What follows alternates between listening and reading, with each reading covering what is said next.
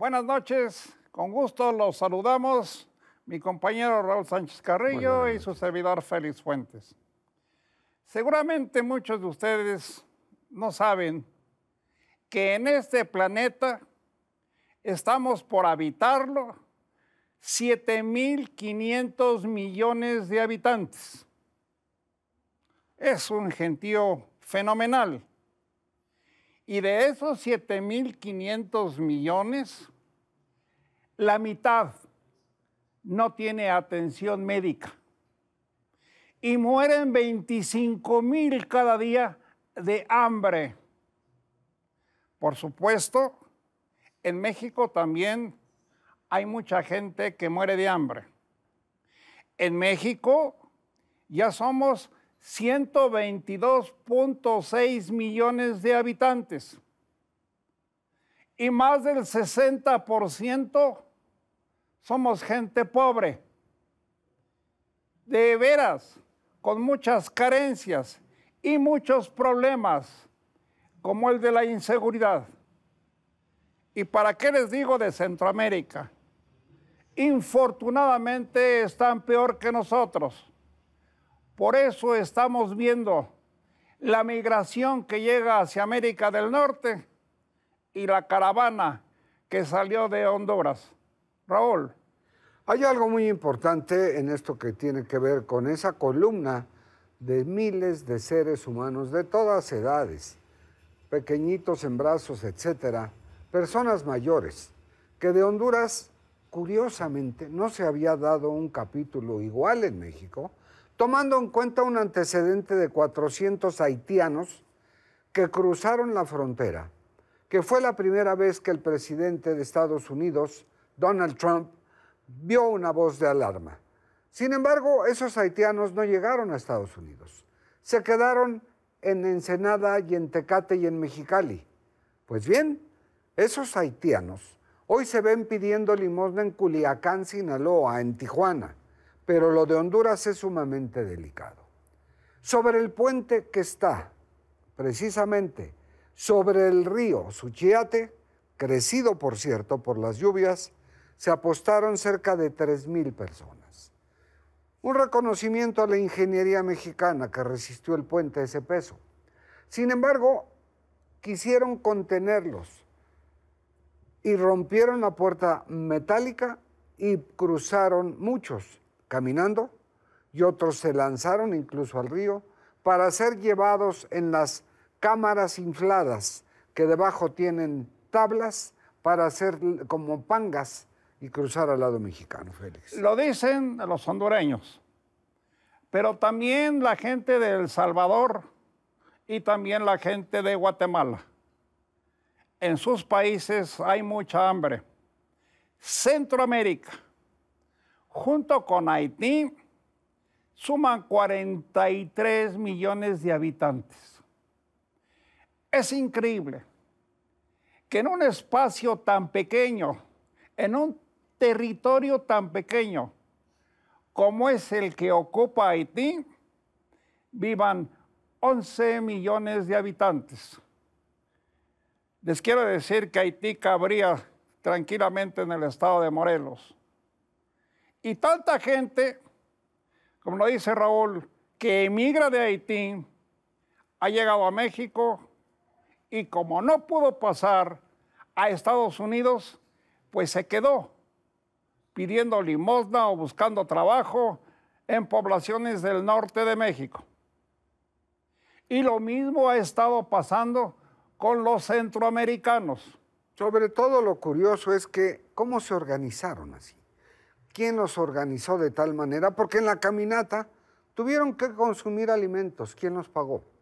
Pero todo esto tiene que ver con datos reporteados entre reporteros para establecer igualmente que esa caravana motivó la visita de Pompeo, el secretario de Estado norteamericano, a México, para intentar decirle a nuestro país qué hacer para contener esa columna de hondureños. México le contestó que la política migratoria se dicta aquí, no de otro lado ni por otras personas.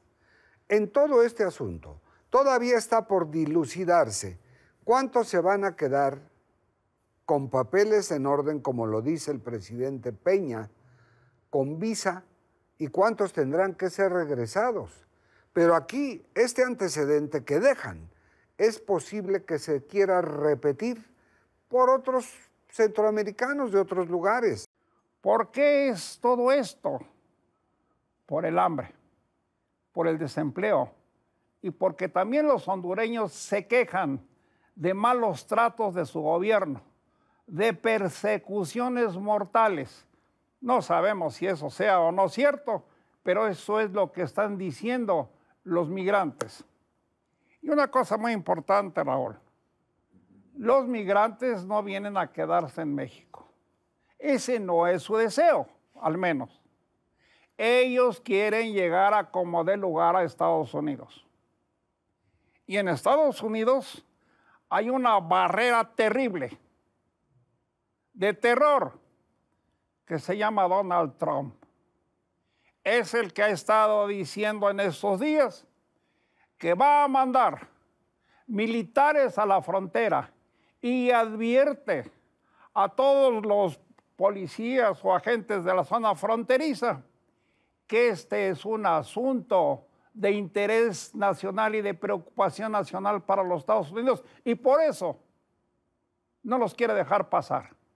Y si todos estos hombres, mujeres, niños que están migrando y no pasan a Estados Unidos, como seguramente no van a pasar, vamos a tener otro problema muy grave en México y así van a seguir. Una cosa, Raúl, que a mí me llama mucho la atención, que la mayoría de los migrantes son jóvenes, 14, 16, 18 años.